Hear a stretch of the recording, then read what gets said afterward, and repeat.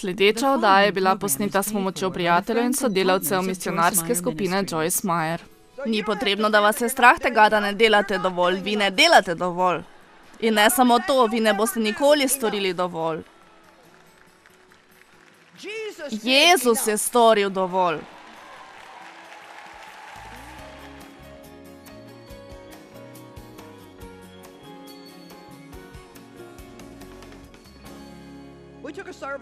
V naših uradih smo napravili raziskavo in smo vprašali, kaj bi bila tista stvar, ki bi jo ljudje zares radi slišali na predavanjih. Tako sem jih vprašala, kaj naj bi bila najpomembnejša stvar, ki bi jo radi slišali. To smo napravili pred nekaj leti. Mnoge stvari so bile zelo zanimive, vendar mnogi so izrazili željo, da bi radi izvedeli, če delajo dovolj. Bolj kot vse so želeli vedeti, kdaj delajo dovolj. Mislila sem, da je to zares zanimivo. Kdaj dovolj molim? Kdaj dovolj berem Sveto pismo? Kdaj delam dovolj dobrega? Kdaj dovolj delam? Strah me je, da ne delam dovolj. Ali tudi vi razmišljate na tak način? Ali pa imate neznan strah? Tistega majhnega hudička, ki sedi na vaših ramenih in vam še peta, kaj boš storil, kaj boš storil, kaj boš storil? Kaj boš storil? Potem pa nas vrže v prizadevanje po mesu. Veste, da morate moliti, dokler ni narejeno. Nikar ne molite po uri. Ne dopustite komu, da pride v cerkev ali da bi ga gledali po televiziji, ki vam pričuje, da moli vsak dan 5 ur. Nato pa vi sami to poskušate storiti, zaradi tega, ker on tako dela. Postali boste zdolgočaseni, bedni in nesrečni ljudje. Enkrat sem to poskušala. Članom svoje družine sem razglasila, da bom začela moliti 4 ure vsak dan. Bila je neka navdihnjena žena, ki je prišla v našo cerkev in je zares imela božjo moč v sebi. Mislila sem, božja slava, tudi jaz hočem biti kot ona. Edini problem je, da je bila ona posvečena za to, jaz pa ne. Molila sem 2-krat ali 3-krat in medtem pogledala na uro v 5 minutah. O, Bog, usmili se me. Nisem prišla iz sobe, ulegla sem se na tla in zadremala.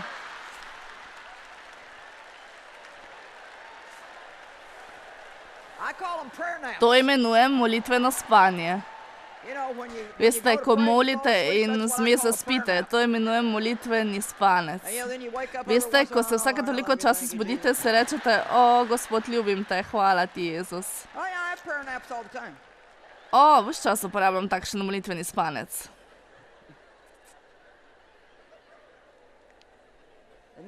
Nato sem slišala novo poučevanje, ki je slonilo na izreko, ali ne morete z mano moliti 1 uro. Vsakdo je poskušal moliti 1 uro na dan.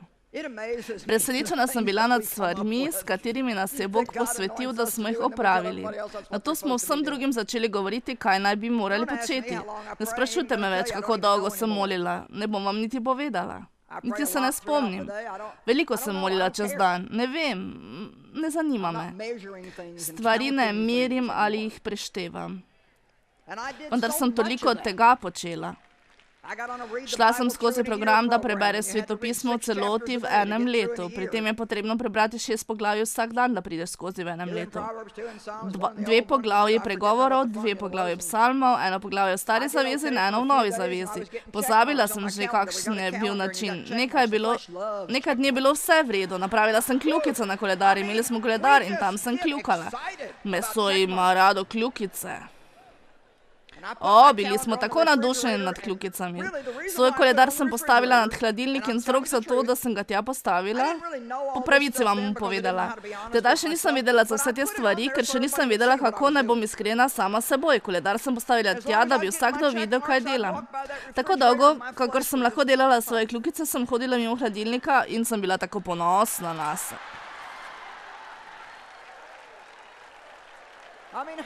Mislim, kako je mogoče biti boljši, kot pa če moliš 4 ure na dan in prebereš Sveto pismo v 1 letu.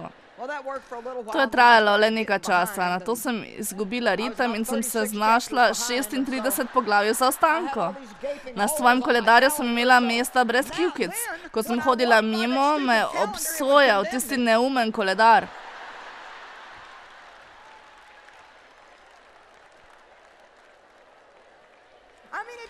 Mislim, minila so leta, da sem lahko to premagala. Končno mi je Bog rekel, ali boš nehala šteti vse to, kar počneš. David je preštel svoje ljudstvo, da bi se počutil dobro o samem sebi in je izkusil klete v taborišču. O, jaz lahko premagam sovražnika, poglej na vse ti ljudi, ki jih imam. Tako se vam ni treba bati, da ne delate dovolj, kajti vi ne delate dovolj. In ne samo to, nikoli ne boste storili dovolj. Jezus je napravil dovolj.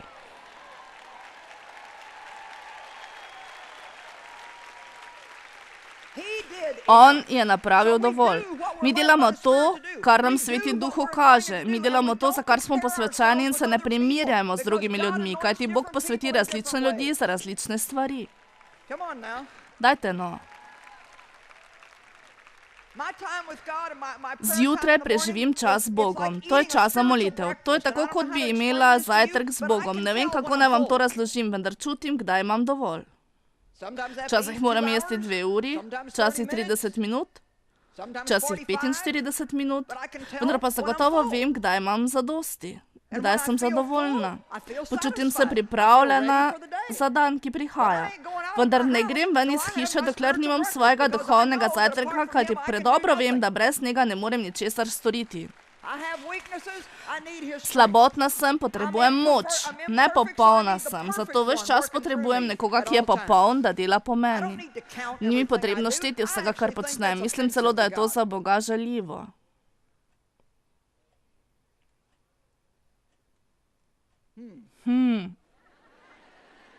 Veste zakaj? Ker imate notranje zadoščenje, če veliko molite, in tega nimate, če ne molite. Slabo se počutite. Nič nimam proti, če imate kakšen cilj. Če si postavite za cilj, da boste molili pol ure vsak dan, potem je to dobro. Vendar pa ne molite s prizadevanjem mesa. Ne vztrajate in poskušate si sprositi še nekaj, potem ko ste prosili že za vse, kar potrebujete. Če ste prosili že za vse, kar potrebujete in hočete ostati v tej drži še pol ure, potem samo sedite tam in rečete, Bog, tukaj sem, največja razvalina na celem svetu, Gospod, pomagaj mi. Dajte no.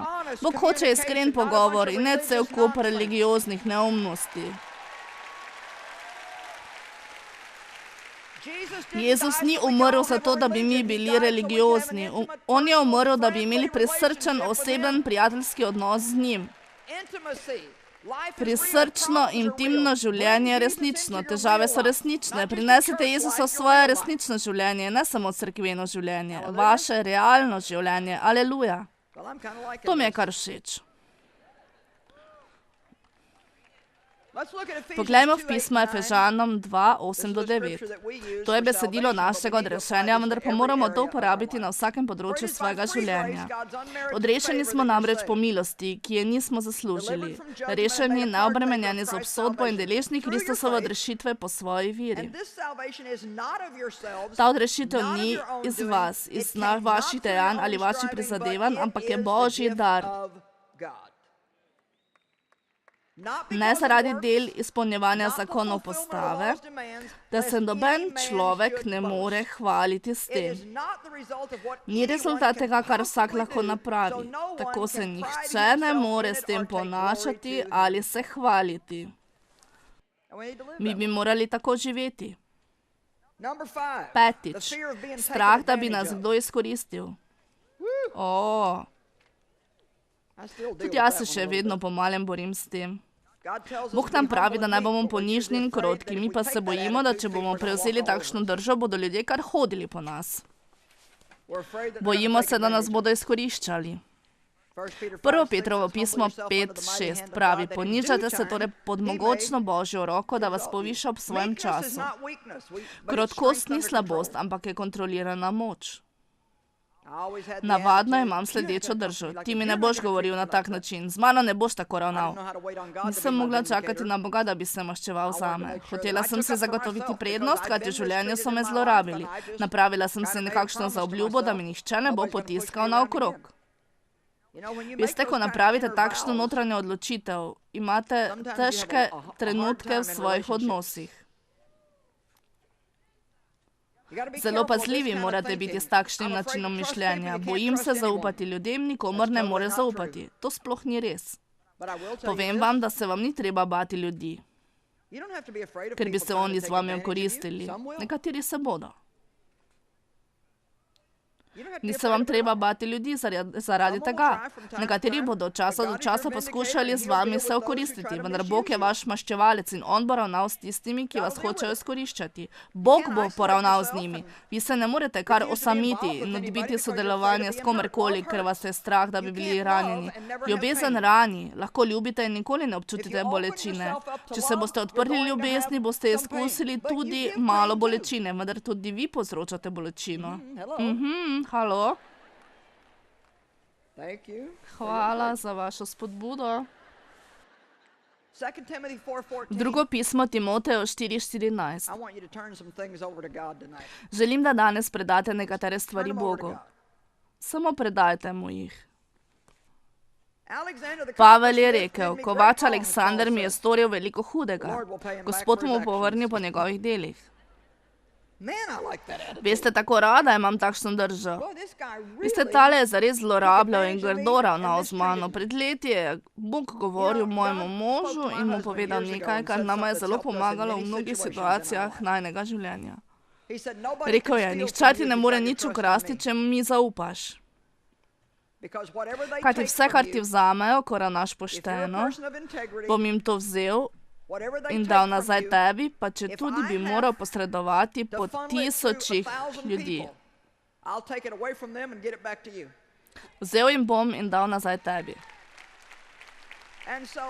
Tako se z Davidom ne jeziva več. Če nekdo napravi kakšno popravilo in niso napravili točno popolno, ter niso prišli in napake odstranili, potem sva bila dovolj agresivna, da bi vzela svojo odgovornost in napako odstranili. Vendar, če tega niso storili, potem se glede tega nisva več znemirjala. Predala sva Bogu. Ne bi smeli, da nama kradejo. Bog zaupava vate, da nama boš povrnil. Želim vas spodbuditi, da začnete tudi vi to delati. Ljudje vam ne morejo krasti, če imate takšno držo. Lahko samo rečete, Bog ne more mi krasti, ker ti jim boš to vzel in mi dal na en način ali na drug. Ti se maščuješ zame. Ti mi boš povrnil. Drugače boste hodili naokrog jezni, ker ljudje ne ravnajo prav z vami. Ljudje ne bodo vedno prav ravnali z vami. Še posebej ne v današnjem svetu. Mislim, da je več ljudi v svetu, ki ne držijo svoje besede, kakor tisti, ki jo. To je težek izziv. Bili so ljudje, za katere ne bi nikoli mislila, da bodo storili določena dejanja, ki so me zares presenetila. Prva misel, ki vam pade na pamet in seveda tudi meni, da ne morete nikomor več zaupati. To je to. Nobenemu ne bom zaupala. In druga stvar, ki sem jo izrekla, je napačna. Tega ne bom storila, ker ni pravično, da bi vse prenašala še na druge ljudi. Obstajajo dobri ljudje, obstajajo čudoviti ljudje, ki držijo svojo besedo in jim lahko zaupam. Ne dopustite, da bi vam hudič lagal in vas strašil, da se vsakdo z vami okoristi. Šestič. Strah, da bi se vključili. Veste, da ste povezani in dejavni z ljudmi in to prinaša včasih zmedo in razočaranje.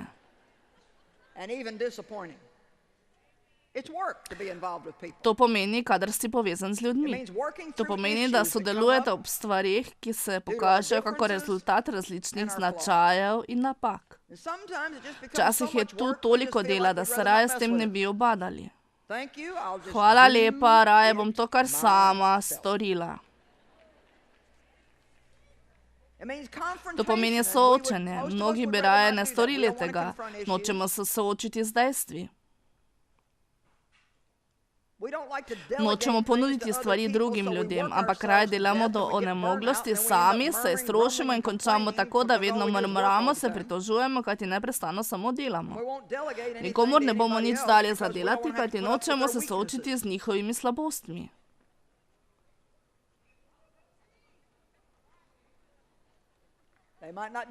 Oni mogoče ne bi storili tako, kakor storimo mi. Na koncu konca smo mi edini, ki lahko stvar prav storimo. Nekaj naj vam povem. Pred 6 leti sem skoraj umrla od vsega dela, ki sem ga imela za to duhovno službo.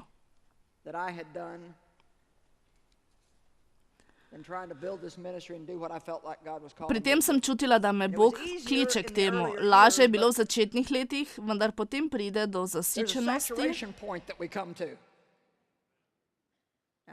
In sem začela čutiti, da tega ne zmorem več. Mislim, vse, kar sem delala, je bilo le delo, delo, delo in delo. Napisala sem 90, tega nisem delala med počitnicami. Amen. In ni mi žal. Kristusovemu telesu želim zapustiti 100 knjig, to je moj cilj. Te hočem zapustiti. Želim, da ljudje berejo moje knjige še dolgo potem, ko me bo Jezus odpeljal domov. Kajti knjige, ki so vplivale name, so bile napisane v 16. in 17. stoletju. Ko je beseda zapisana na papirju, je tam zavedno. Iz velikosti naše duhovne službe lahko vidite, da zaradi stvari, ki nam jih Bog daje zadelati, je v ozadju neverjetno delo. Spominjam se pred nekaj leti, ko sem rekla svojemu možu, da ne bom več tako veliko delala. Ne morem več tako delati. Če moramo omejiti našo duhovno službo in jo narediti manjšo, kajti ne bom več delala tako. Prav tisti čas je najmlajši sin, ki je sedaj 31 in je bil takrat star 25 let, prišel nazaj in začel delati za nas. Že je delal za nas, potem je delal nekaj drugega in potem se je znova vrnil. Začutila sem, da ga je Bog postavil tja, da bi prevzel mnogo moje odgovornosti. Najstarejši sin je že delal za nas in je bil v misijonih, vendar veliko dela sem imela s predavanjem na televiziji in radiju. Ne, da sem delala za oddaje, ampak sem se tudi drugače angažirala. Spoznala sem, da če bom kdajkoli imela kakšen počitek, kakšno veselje ali mir, ne morem početi vsega tega. Ne morem več vsega tega početi. Gotova sem, da ste tudi vi izrazili takšno mnenje. Vsega tega ne morem več delati. Ali je kdo kdaj rekel, tega ne morem več tako početi? Vsega tega ne zmorem. Če sedaj malo preskočim, veste, z Davidom se zelo redko vtikava v vodstvo duhovne službe. Veva, kaj se dogaja. Dejavna sva, ko je za to potrebno. Sva na vrhu stvari, vendar sem si sama določila za to, za kar sem poklicana. Ne morem delati veliko drugih stvari, vendar sem poklicana, da delam določene stvari. Če pa vi ne morete opravljati določenih stvari, še ne pomeni, da bi jih morali opravljati še danes ali da ste jih morali ponavadi opravljati vrsto let. V našem življenju so obdobja, sezone, ko bi morali predati stvari našim potomcem, naslednjim generacijam. Vse, kar oni počnejo, ne bi jaz počela.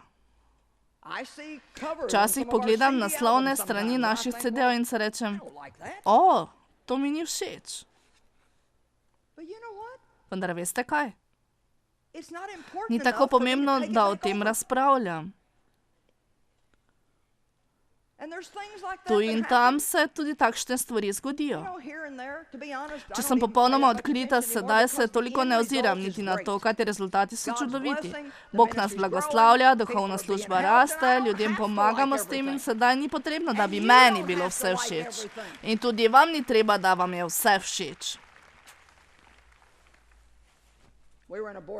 Imeli smo srečanje z voditelji in še vedno sem imela težave, da bi kaj pustila drugim. Velikokrat hočemo imeti nekoga, ki bi delal, vendar še vedno mu hočemo povedati vse, kar mora storiti. Ne moreš dati ljudem odgovornosti, če jim ne daš tudi oblasti. Ko pa jim daš tudi avtoriteto, to pomeni, da boš moral ostati izven določenega vpliva. Ne moreš se neprestano vtikati v stvari. Tako smo se pogovarjali o barvi za časopis in tista barva mi ni bila všeč. Sin mi je rekel, nekaterim pa je všeč. Odgovorila sem, dobro, ampak meni ni. Rekel je, prosti, nisem vedel, da je duhovna služba odvisna samo od tebe. Joj.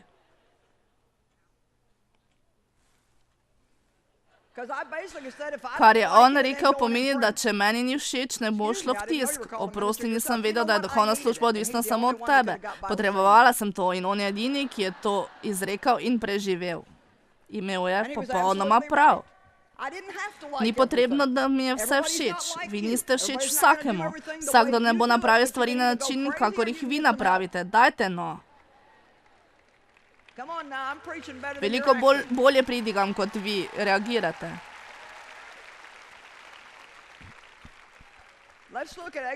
Poglejmo drugo Mojzesovo knjigo, 18. poglavje. Povedati vam hočem nekaj, kar bo prispevalo k večjemu razumevanju. Ko je Mojzesov tast videl, kaj vse dela za ljudstvo, je rekel, kaj vendar delaš za ljudstvo, zakaj sediš sam? Nobene razlike ne bi bilo, če bi vas pogledala in vprašala, zakaj vse delate sami? Zakaj sedite sami? Poglejmo to besedilo. Zakaj sediš sam? Vse ljudstvo pa mora stati pred teboj od jutra do večera. Mojzes je rekel tastu, ljudstvo prihaja k meni. Boga spraševati za nasvet. Zakaj? Gotovo vsakdo hoče, da vse storim. Vsak mi hoče govoriti po telefonu, vsak hoče to delati. To je tako, da... Vendar jaz ne morem in tudi ne bom. Tudi vsak v vaši družini, vsi vaši prijatelji, ljudje, ki so od vas odvisni, so navajeni, da vi vse delate in pravijo, veš, potrebujem te, nihče ne dela tako dobro kot ti. Zdaj pogledajte na Mojzesa. Poglejte, kaj on pravi. Kadarkoli imajo namreč kakšno sporno zadevo, pridejo k meni, da razsodi med enim in drugim in naznanim Božje zakone in postave. Veste, velikokrat imamo to radi, da vsakdo prihaja k meni, zaradi tega se dobro počutim, če vsakdo išče mene. Tast pa mu je rekel, to, kar delaš, ni dobro. Sebe in ljudstvo, ki je pri tebi, boš čisto izmučil. Kajti to je pretežavno zate, sam tega ne moreš opraviti. To je tisto, kar se zgodi. Verjamem, da so okrog vsake osebe ljudje, ki jim pomagajo delati to, za kar jih je Bog poklical. To verjamem. Lahko vam govorim o stvarih, ki se dogajajo v naši duhovni službi. Če sem čisto odkrita z vami, je še veliko drugega poleg pridiganja, pisanja, poučevanja in molitve. Osebno se zelo malo vtikam v te stvari, kajti Bog mi je poslal ljudi, ki lahko upravijo del tega, vendar pa jim morate to dopustiti. Tudi v družini vam Bog da, kar potrebujete. Nekatere izmed žen vse delate in vse vodite. Vi bi lahko svojim možem dale nekaj svojega dela, vendar če jim tega ne date, potem morate dati tudi avtoriteto. Vendar jaz moram vse sama upraviti. No, za vse niti nimamo časa, ni tako. Koliko izmed vas se veseli, da nima časa iti tja? Mi hočemo, da bi naši možje bili duhovni voditelji v družini, dokler ne postanejo takšni, da si prisvojijo nekaj avtoritete. Kar pojdi nazaj na svoj kavč. Sprosti se, gledaj malo več televizije. Mislila sem, da boš plačal položnice, vendar sedaj, ko mi praviš, kaj lahko in kaj ne morem kupiti, vzamem vse skupaj nazaj. Hvala ti. Ko vam to pravim, je tako zanimivo, komaj prenašam vse tole.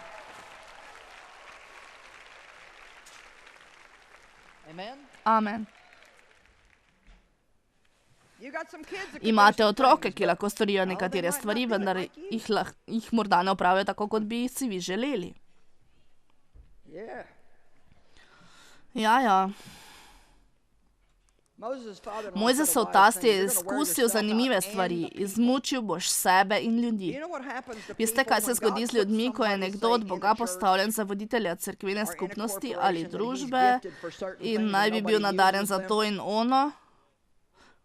Začnejo mrmrati, godrnjati, so nesrečni, se začnejo pritoževati in najdejo najmanjšo napako, ker Bog nas ni ustvaril za naveličanost. Nič ni slabšega, kot se usesti in gledati koga, ki hoče vse storiti, pa ni niti približno tako dober kot vi. Vendar vam ne bo pustil tega opraviti, ker ga je strah, da mu boste ukradli nekaj njegovega čara ali pa da ne boste napravili natanko tako kot vi.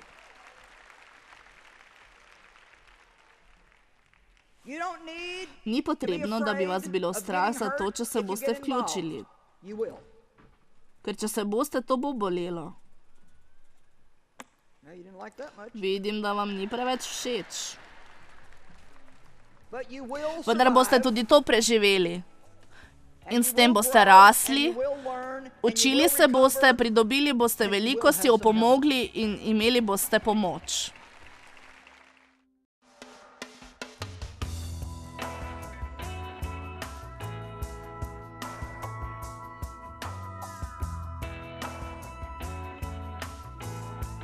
Predvajana oddaja je bila plačana s strani prijateljev in sodelavcev misionarske skupine Joyce Meyer.